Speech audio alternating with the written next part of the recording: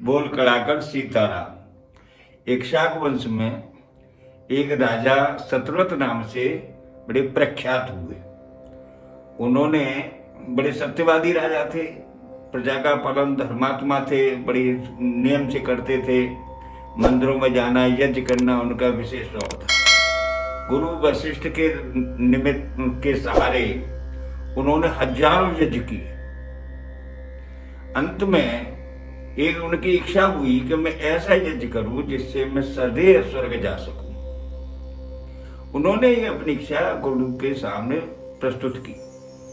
गुरुजी कहने लगे, पुत्र, बहुत दिनों से यज्ञ करते करते थक गए हैं, तुम कुछ दिन आराम करो और ऐसी यज्ञ की कामना मत करो जिससे गुरु ब्रह्मा के विधान में बाधा बने। ऐसा नियम नहीं है कि सदैव स्वर्ग पहुंचा जाए। बोले, गुरुजी, ऐसा यज्ञ हो सकता है? कहा, यज्ञ तो ऐसा हो सकता है कि सदैव आप स्वर्ग जा सकते हैं, लेकिन उनके विधान जो है सदैव कोई स्वर्ग नहीं जाता, उसमें बाधा बन जाएगी। इस प्रकार से गुरु ने समझाकर अपने शिष्य को वापस भेज दिया। महलों में आकर उन्हें अपनी इच्छा फिर प्रबल जागृत हुई और रात भर विचार करते रहे, उन्हें नींद नहीं आई।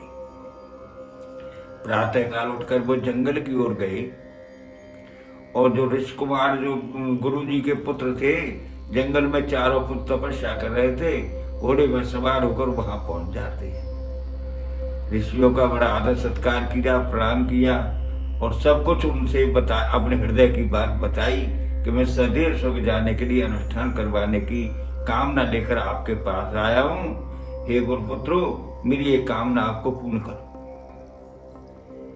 बड़े आदर पूर्वक वचनों को सुनकर बड़े पुत्र ने कहा, अच्छा, क्या चाहते हो?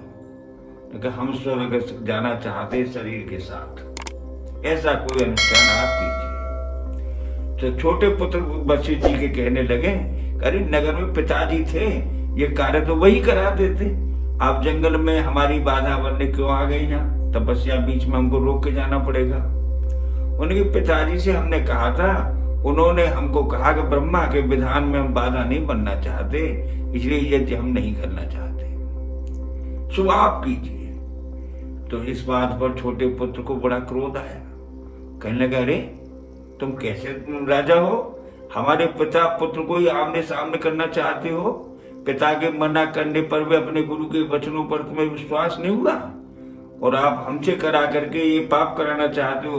तुम तो शूद्र का काम किया, जाओ तुम शूद्र हो जाओ। ये श्राप दे दिया।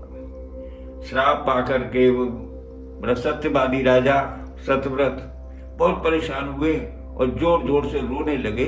अरे मैंने इतने शुभकर्म किए, एक ब्राह्मणों के श्राप से मैं तो शूद्र हो गया, मेरे सभी कर्म व्यर्थ हो गए। रोते बिलखते हुए जब जा रहे थे तो रास्ते में विश्वामित्र मिलते हैं। विश्वामित्र वशिष्ठ से वैसी अनुमति थी उनकी। वशिष्ठ से वो थोड़ा सा ब्रह्म ऋषि के नाम की वजह से वो थोड़ा सा ईर्ष्या करते थे। ये क्या बात है राजा सतव्रत, तुम्हें ये काला रूप तुम्हारा कैसे हो गया? उन्हें गुरुपुत्रों ने मुझे श्राप दे दिया है, मैंने कामना की थी सशरीर जाने के लिए, इस बात को उन्होंने मुझे श्राप दे दिया। बोले, तुम्हें स्वशरीर स्वर्ग हम भेज सकते हैं, या तुम हमें अपना पुरोहित चुनो तो हम आपको सशरीर स्वर्ग भेज देंगे। उनकी ठीक है, मेरी कामना यदि आप पूर्ण करते मैं आपको पुरोहित चुनता हूं। तो ठीक है, की तैयारी कराओ। राजा ने अयोध्या में आकर यज्ञ की तैयारी कराई, मंत्रियों से कह सभी सामान एकत्रित किया और निश्चित समय पर गुरु विश्वामित्र ने यज्ञ प्रारंभ किया। जब आह्वान देवताओं का किया, कोई भी देवता उनके आह्वान में नहीं आया। बार बार आह्वान किया तब भी कोई देवता नहीं आया। तो क्योंकि उन्होंने सरस्वती सिद्ध की थी, तो उन्होंने माता सरस्वती की आराधना की और सरस्वती को बुलाया और सरस्वती ही यज्ञ कराया। सरस्वती के यज्ञ कराने पर माँ सरस्वती से कामना की कि मैं अपने यजमान को शरीर स्वर्ग भेजना चाहता हूँ, माँ तुम इसमें मेरी मदद करो। माता सरस्वती की कृपा से उसका शरीर स्वर्ग भेजा गया। जब वो स्वर्ग के दरवाजे पर पहुंच जाते राजा सतव्रत, तो देवराज इंद्र उन्हें अपने वज्र से धकेल कर पृथ्वी को फेंक देते हैं।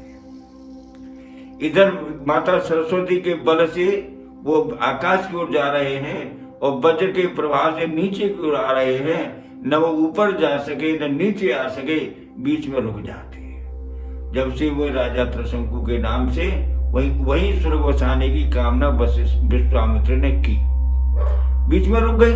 तो उन्हें क्योंकि स्वर्ग भेजने का वचन दिया था, इसलिए उन्होंने वही स्वर्ग का निर्माण किया। और जो सुविधाएं स्वर्ग में थी वो सभी सुविधाएं उनके बीच में ही विश्वामित्र ने अपने तपस्या के प्रभाव से की। और जब से आज तक राजा त्रिशंकु उल्टे लटके हुए हैं। त्रिशंकु नाम पड़ा उनका, सतव्रत का, आज तक लटके हुए हैं। अगली कथा राजा हरिश्चंद्र, उनके पुत्र हरिश्चंद्र हुए। अगली कथा अगले वीडियो में। बोल कड़ाकर सीता।